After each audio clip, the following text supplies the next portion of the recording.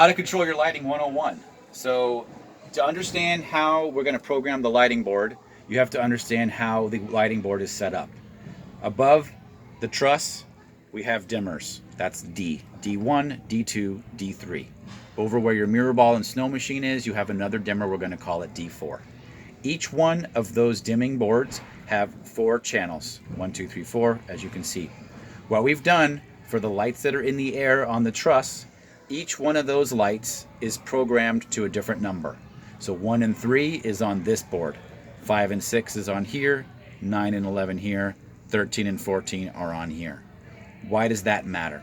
Because when we're controlling light fixtures, we need to know where that light fixture is being controlled. So you can turn individual fixtures on and off very easily. The way that you do so is you must turn, actually let me get out of this, here we go. You must turn each one of these fixtures' lights on. This will control all of your fixtures.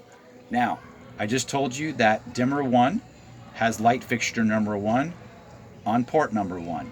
If I do this, I don't know if Rodney's able to shoot out the window, but the very first light fixture, which is actually going into the blue room, is on.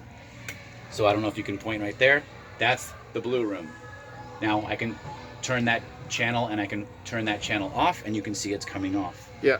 So 1 and 3 currently are set up for the blue room. Here's the second one. There it is, in the blue room. Okay, so I'll even write right here, these two are then currently in the blue. If you guys need more time on the blue floor, it's fine now because Owen's going to rod floor. So Okay, great, thank you, sir. So blue is currently your first 2 fixtures and red are the others. So to prove that, if I go into number 5, page A, 5, and I do that, one of your fixtures in the red room should be on. Is it on? Great. Now, that's how you control the individual fixtures. If I need to control a fixture that's not 1 through 8, see how 1 through 8 is on A? I must hit page select, and now it's on B, and that is fixtures 9 through 16. 9 through 16 are these 2 lights, your snow machine, and your mirror ball. So to test, this is now 14. If you go back up here, 14 is your mirror ball. If I turn 14 on, you'll see the light fixture next to the mirror ball just came on, and the mirror ball has started to spin, which is probably tough to see from this far away, but that's what I just controlled 14. And if I were to do 13, which I'm not going to, it'll turn on your snow machine. So that's the essential part if you want to control individual fixtures. But what I've done is I have pre-programmed different settings. So when I turn these off, I put a note. To use the scenes, these are called scenes. To use the scenes, all fixture buttons must be off.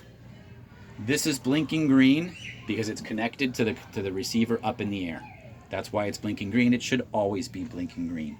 But right now I have set presets that if I push number 1 in my scenes, it's going to turn all of your lights on. I'm going to do it really quickly because Daniel said that we could. As soon as I hit number 1, all lights are on. Okay? As I hit number 1 again, all lights will turn off. And so on and so forth. And what I've done is I've created number 1 is all on, 2 is blue room only, 3 is red room only, 4 is all lights plus your mirror ball, 5 is all lights plus your mirror ball plus your snow machine. That was number 5. Number 6 is mirror ball only, number 7 is snow only, and number 8 is mirror ball and snow. So right now if I hit number 6, which is a preset up here, the mirror ball should turn on. And there's the light for the mirror ball, and the mirror ball is spinning. Nice. So these are your presets. These are what you're going to use almost all the time. Now I think that we'll stop the recording here, and I'll show you one very quick recording on how to